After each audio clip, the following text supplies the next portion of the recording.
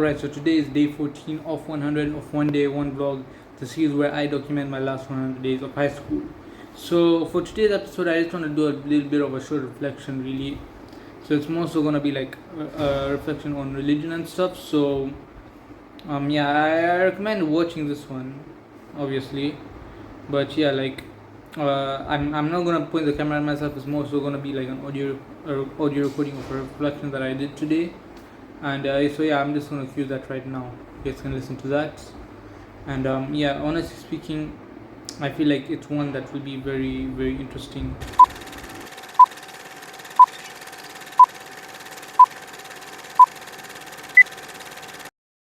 So during Ramadan this year, my dad has been sending a new dua every day on the family WhatsApp group. And today he sent one that really made me think. The dua that he sent was La ilaha illa anta subhanaka inni kuntum min al-zalimin, which translates to there's no deity except you. Glory be to you. Indeed, I was among the wrongdoers. This dua is famous in Islam because it's what Prophet Yunus, or Jonah as he's known in the Bible, prayed when he was swallowed by the whale. The Quran confirms this in Surah Al-Anbiya, verse 87, saying, Then he called out into the darkness, There's no deity except you. Glory be to you. Indeed, I was among the wrongdoers. Now here's the thing.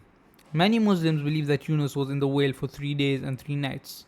But if you look closely, the Quran doesn't actually mention how long he was there. And there's no authentic hadith about it either. So I started wondering, where did this 3 days idea even come from? After some digging, I discovered that it comes from the Bible. The book of Jonah specifically says he was in the belly of the fish for 3 days and 3 nights. And honestly, that surprised me. Because as Muslims, we know that before the Quran, God sent the Torah and the Bible. But these texts have been altered over time. So we don't take everything in them as absolute truth.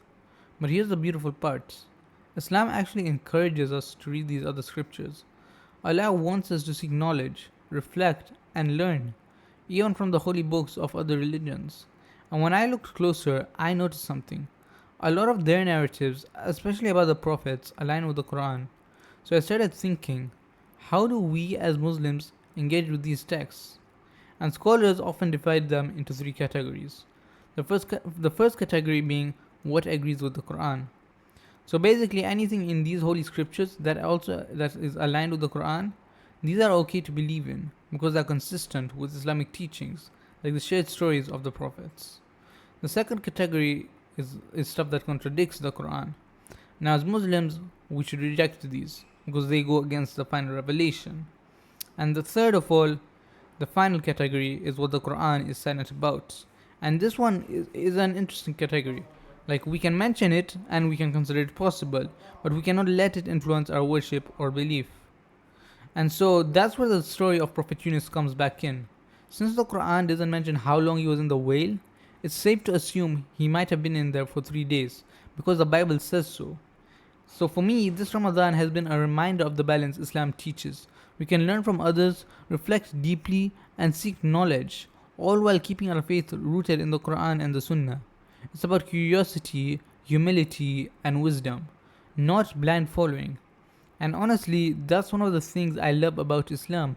It encourages thinking, learning, and reflecting, even about other religions, without ever compromising your faith.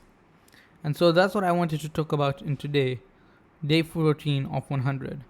I'd like to thank you all for watching to the end, and I will see you all tomorrow.